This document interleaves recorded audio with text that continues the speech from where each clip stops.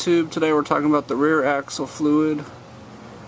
I'm looking at the door tag, my 2008 Crown Victoria, and if you look right there is the axle code X5, traction lock 327. I will post up a chart of what these mean.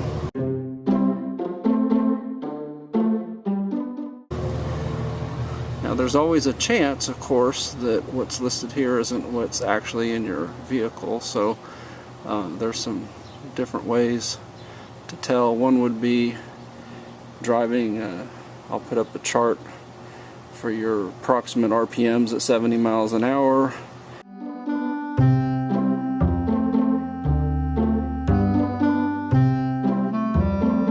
And then also there's a tag on the axle itself I'll show you. Alright, I'm underneath the vehicle now, looking at my rear axle, and there is the axle tag. And I'll be honest, I can't read it from here. Alright, it's probably not going to show up on camera, but the axle tag says 327 8.8 there, starting right there. So hopefully yours has similar information.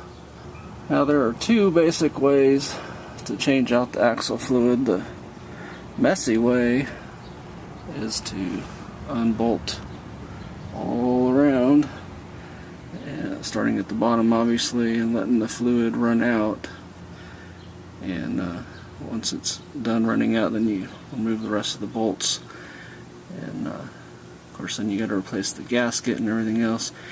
If you don't have a leaky gasket and you do have some sort of pump, then you go to the fill hole.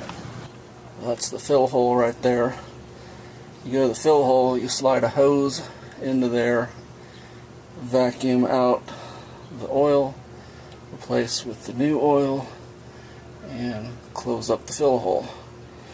That is the method I'm going to try today, because I don't really want to have to mess with replacing the gasket and everything if I can just siphon that fluid out.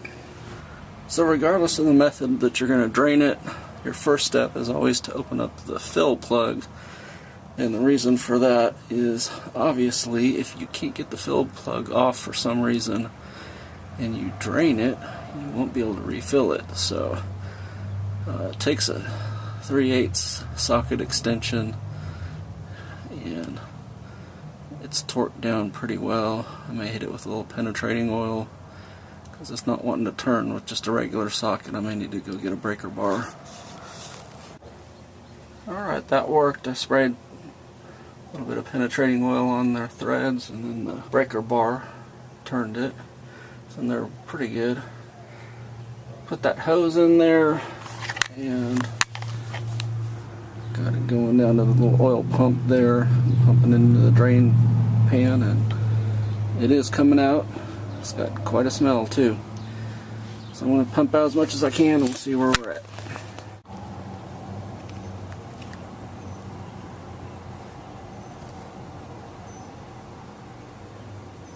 Alright, then filling it up, just put the bottle in the hole and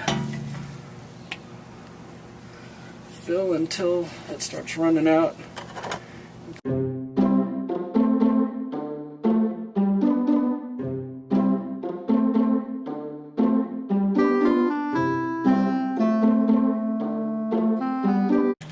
Alright, that's how you tell it's full, when you filled it up and it's running out.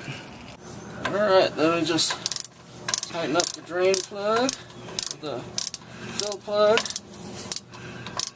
which in our case was also our drain. Took about 2.5 bottles of oil, so that tells me I got probably all of the oil out, or very close. So I would say using the drain pump was a success. I'll be honest, I didn't know when I started this project if I'd be able to get out more than about a bottle, but obviously I got out 2.5 bottles of oil, so think that's about the full capacity of the rear axle.